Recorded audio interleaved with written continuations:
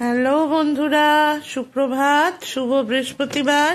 আজকে একটা ছোট্ট কিন্তু অসাধারণ বন্ধুরা লাউয়ের বাকল ভাজা, তাই নিয়ে একটা ছোট্ট কড়া নিয়ে চলে এলাম। ছোট্ট কড়ায় ছোট্ট করে একটু সরিষার তেলের মধ্যে সামান্য একটু একদম 2 চিমটি কালো জিরে। এটার মধ্যে আপনারা লঙ্কা দিতে পারেন, শুকনো লঙ্কা, আমি দিইনি। তো যাই হোক, এবারে আমার লাউয়ের চোকলাগুলো আমি সমস্ত কেটে কুটে ভাজির মতো করে রেখেছিলাম, সেই চোকলাগুলো আমি প্লেস আউট করলাম। রোজকার জয়শ্রীতে আপনাদের আমার অন্তর থেকে সবাইকে জানাই সুস্বাগতম। কে কোথা থেকে ভিডিও দেখছেন, কেমন লাগছে অবশ্যই কিন্তু আমাকে জানাবেন। ভালো লাগলেও জানাবেন, মন্দ লাগলেও জানাবেন, তাতে কোনো প্রবলেম নেই।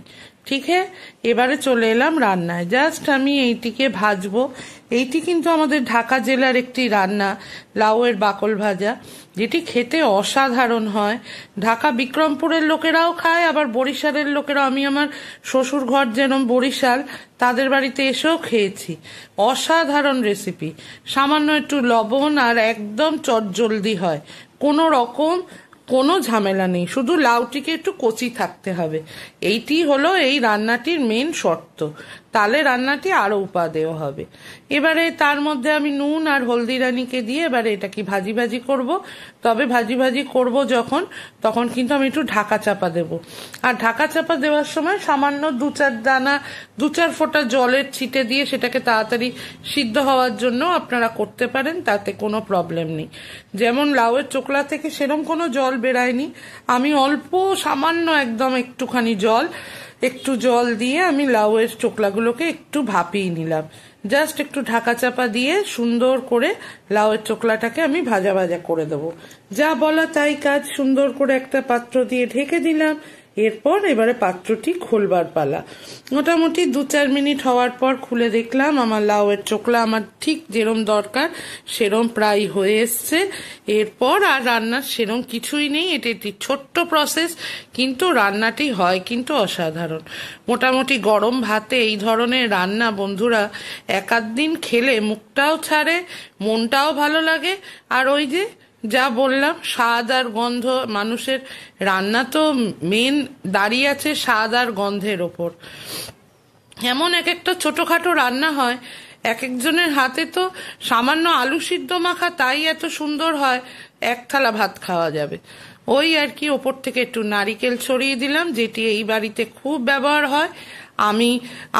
আমার মা যখন করতেন, আমার মায়ের কথা বলছি, আমার নিজের মা, তখন কিন্তু নারিকেলটা আমি কোনোদিন দিতে দেখিনি। কিন্তু আমার শাশুড়ি মায়ের হাতে আমি সবসময় বলতো একটু নারকেল ছড়ায় দাও, তাহলে খেতে আরো সুস্বাদু হইবে। কিন্তু আমি দেখছি যে সত্যিই তাই। রান্নাটার বলে না, এক একটা রান্নার একটা ছোট্ট ছোট্ট টিপস থাকে, যেগুলো করলে হয়তো সত্যি রান্নাটার স্বাদ আর মানে খাওয়ার সময় যে তার অ্যারোমা আরো সুন্দর হয়ে যায়।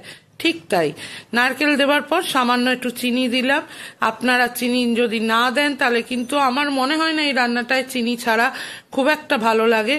একান্তই যদি চিনি না ব্যবহার করেন তাহলে স্কিপ করতে পারেন, সেটা তো আর কিছু বলার নেই। আমার লাউয়ের বাকল ভাজা পুরা রেডি। সুন্দর করে নেড়ে চেড়ে তাকে আমি একেবারে ভাজি করে ফেলেছি। অসাধারণ রেসিপি। অবশ্যই গরম ভাতে একবার টেস্ট করবেন, এবং অবশ্যই রোজকার জয়শ্রীকে সাবস্ক্রাইব করে আমার পাশে থাকবেন। আর তার সঙ্গে ওই এক কথা, লাইক, শেয়ার, কমেন্ট আর সাবস্ক্রাইব করতে ভুলবেন না কিন্তু। তাহলে কিরম হলো গো আজকে রেসিপিটা? খুব সামান্যভাবে করলাম, কিন্তু তোমরা বলতেই পারো দিদি তুমি তো কই একটাও লঙ্কা দিলে না। ইচ্ছা করে দিইনি গো, ঝাল খেতে ভালো লাগছে না তাই দিইনি।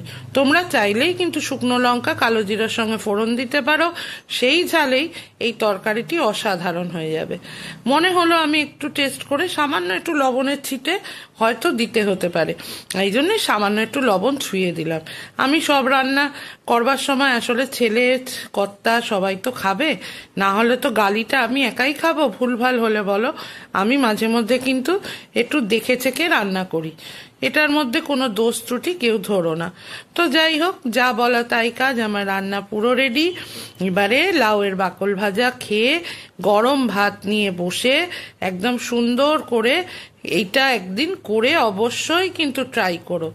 আমি বলছি না, অনেকেই এই রান্নাটি জানে, বাঙালরা হয়তো একটু বেশি জানি না, বাঙাল এদেশি বুঝি না ভাই, রান্নাটি হয় অসাধারণ। এদেশি বাঙালের আমার অত নেই, তবে হ্যাঁ এক একটা রান্না তো এক এক জেলার হয়, তাই জন্য নামগুলো উল্লেখ করা। এই আমি আমার পাত্রে ঢেলে নিলাম, ছোট্ট করে একটু লাউ কেটেছিলাম, সেই লাউয়েরই বাকল ভাজাটা আজকে তোমাদের সঙ্গে শেয়ার করলাম। কালকেও আসবো কিন্তু রং বেরঙের রেসিপি নিয়ে, অসাধারণ কিছু রেসিপি নিয়ে, যদি সব ঠিকঠাক থাকে। এক একদিন এতই মন মেজাজ খারাপ থাকে, একদম দুদিন রান্না বাড়ি দিইনি, তার জন্য কেউ রাগ করো না প্লিজ। আচ্ছা তাহলে আজকে যাই, টাটা।